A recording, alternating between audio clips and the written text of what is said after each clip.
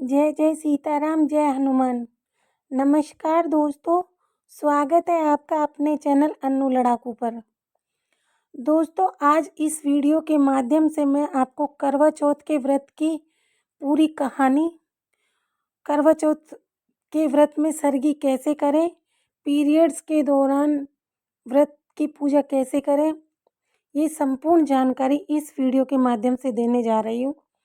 लेकिन मेरे प्यारे दोस्तों, आगे बढ़ने से पहले अगर आप मेरे चैनल पर नए हैं तो चैनल को सब्सक्राइब जरूर कर लेना।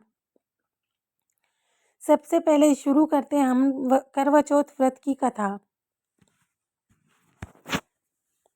एक समय की बात है, 7 भाइयों की एक बहन का विवाह एक राजा से हुआ।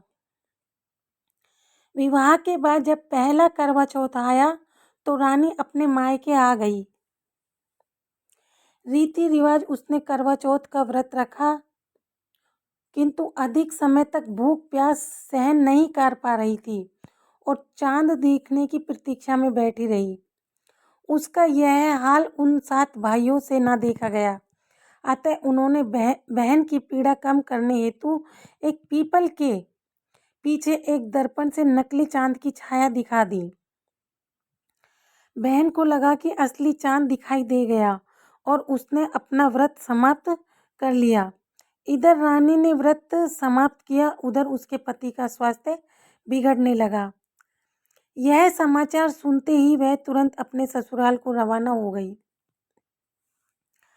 रास्ते में रानी की भेंट शिव पार्वती से हुई।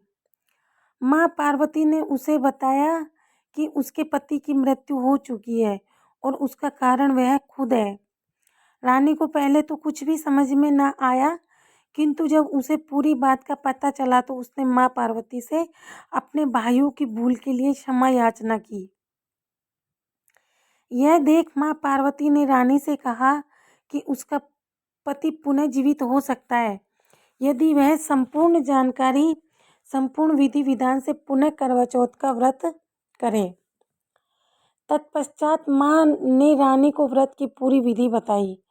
माँ की बताई विधि का पालन कर रानी ने करवा चौथ का व्रत संपन्न किया और अपने पति की पुनः प्राप्ति की। वैसे करवा चौथ की अन्य कई कहानियां भी प्रचलित है, किंतु इस कथा का जिक्र शास्त्रों में होने के कारण इसका आज भी महत्व बना हुआ है। द्रौपदी द्वारा शुरू किए गए करवा चौथ का व्रत की कथा की भी यही मान्यता है। द्रौपदी ने अपने सुहाग की लंबी आयु के लिए यह व्रत रखा था और निर्जल रही थी।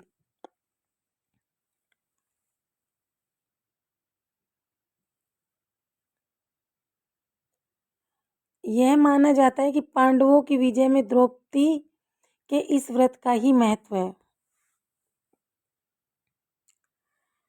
दोस्तों, कथा समाप्त हो गई। इसके बाद हम शुरू करते हैं कि सरगी कैसे करें। करवा चौथ के व्रत में सरगी कैसे करें। ज्यादातर महिलाएं निर्जल रहती हैं। इस दिन सुबह सुबह अपनी सास के हाथ की बनी सरगी खाकर वह अपने व्रत की शुरुआत करती है। इस व्रत पर अनाज नहीं खाया जाता है और न ही पानी पिया जाता है। इसलिए सरगी में हमें ऐसा हेल्दी खाना खाना चाहिए जिससे कि हर दिन भर एनर्जी रहे। हर भारतीय महिला के लिए करवा चौथ का बहुत ही महत्वपूर्ण होता है। पति की लंबी आयु के लिए यह उपवास किया जाता है। इस बार करवा चौथ का व्रत 1 सितंबर 2023 को पड़ रहा है। ज़्यादातर महिलाएं इसे निर्जला रहती हैं। इस दिन सुबह सुबह अपने सास के हाथ की बनी सरगी खाकर अपने व्रत की शुरुआत करती हैं।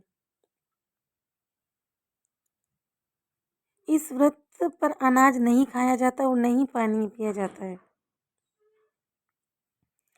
सरगी में हमें हेल्थी खाना खाना चाहिए जिससे कि दिन भर एनर्जी से भरपूर रहे। जानिए आखिर क्या है सरगी और इसमें क्या खाना होगा बेहतर। सरगी वह खाना है जो करवा चौथ के दिन सास अपनी बहू को देती है। इसके साथ ही वह कुछ सामान भी अपनी बहू को देती है। सरगी सुबह सूरज निकलने से पहले ली जाती है। इसके बाद से व्रत शुरू माना जाता है। असल में सरगी सास का बहू के लिए एक गिफ्ट होता है। कब होता है सरगी का समय? सरगी का समय सूरज निकलने से पहले होता है, यानी कि सुबह 3 से 4 के बीच महिलाएं सरगी लेती हैं, जो कि सास के हाथों की बनी होती है, जिसका सेवन करने के बाद से करवा चौथ का व्रत शुरू हो जाता है। अगर किसी की सास नहीं होती तो घर की कोई बड़ी महिला सरगी बना कर देती है। सरगी में करें इन चीज़ों का सेवन। दूध और फेनियाँ। सरगी में दूध फेनियाँ बहुत ही ज़रूरी माना जाता है। यह सेहत के लिए बहुत अच्छा होता है। इसमें भरपूर मात्रा में कार्बोहाइड्रेट्स और प्रोटीन होता है, जिसे खाने से आप दिन भर एनर्जी से फुल रहेंगे। नारियल पानी। सरगी के समय नारियल पानी का सेवन करना बहुत ही ज़रूरी होता है, क्योंकि इसकी तासीर ठंडी होती है, जो कि आपके शरीर को पूरा दिन हाइड्रेट करके रखता है। सरगी में आप ड्राई फ्रूट्स का भी सेवन करें। इस दिन निर्जला व्रत रखा जाता है, इसलिए शरीर में पानी की कमी नहीं होती है। इसलिए आप सरगी में फल और मेवों का भी सेवन कर सकते हैं। इससे आपके शरीर को विटामिन्स और मिनरल्स भी मिलेगा। करवा चौथ का व्रत सभी सुहागन महिलाएं करती हैं।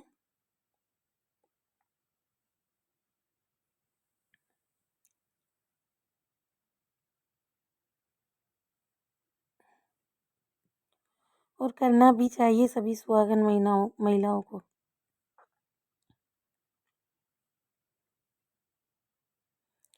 करवा चौथ के बारे में पूर्ण निवारण वामन पुराण में दिया गया है।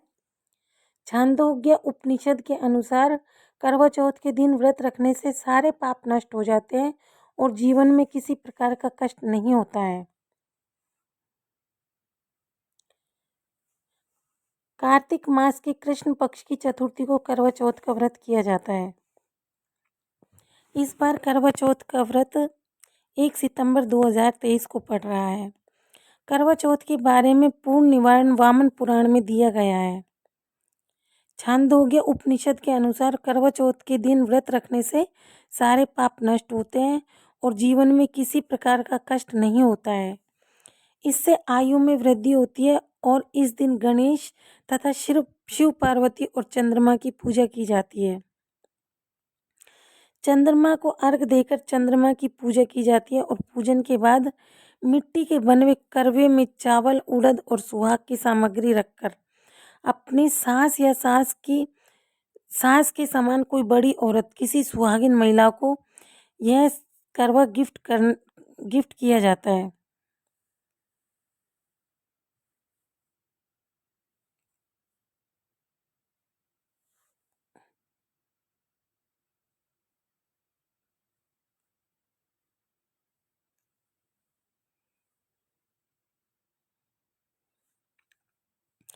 दूसरी तरीके से ये कहानी सुने तो दूसरी तरीके से ये कहानी इस प्रकार है। पौराणिक मान्यताओं के अनुसार एक साहूकार के 7 लड़के और एक लड़की थी। सेठानी समेत उनकी बहुओं और बेटी ने करवा चौथ का व्रत रखा। रात्रि को साहूकार के लड़के भोजन करने लगे तो उन्होंने अपनी बहन से भोजन करने के लिए कहा। इस पर बहन ने जवाब दिया, भाई अभी चांद नहीं निकला, उसके निकलने पर अर्घ देकर भोजन करूंगी।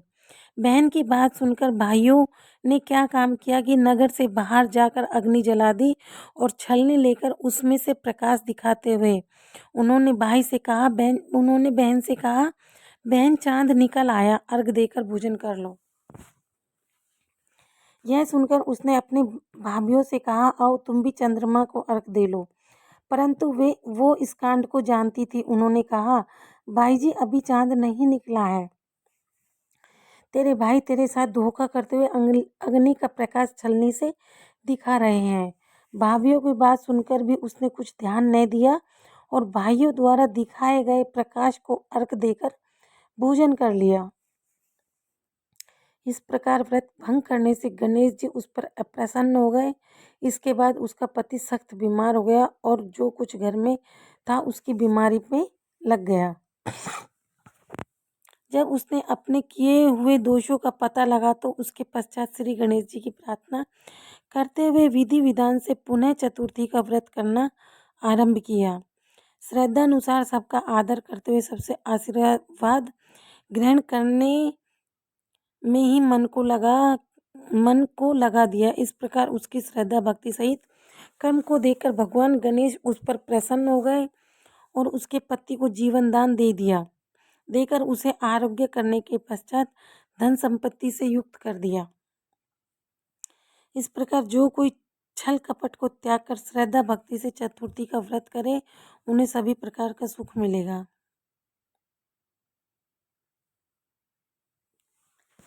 आज के लिए बस दोस्तों इतना ही। मैंने करवा चौथ के व्रत की संपूर्ण जानकारी इस वीडियो के माध्यम से आपको दे दी गई है। अगर मेरी जानकारी आपको अच्छी लगी तो मेरी वीडियो को लाइक करें और कमेंट बॉक्स में बताएं और अपनी और सगी संबंधी अपनी बहनों के साथ मेरी कहानी को शेयर करें ताकि जिसको कहानी नहीं आती हो वो फ़ोन को चलाकर कहानी सुन ले। जय जय सीताराम, जय हनुमान।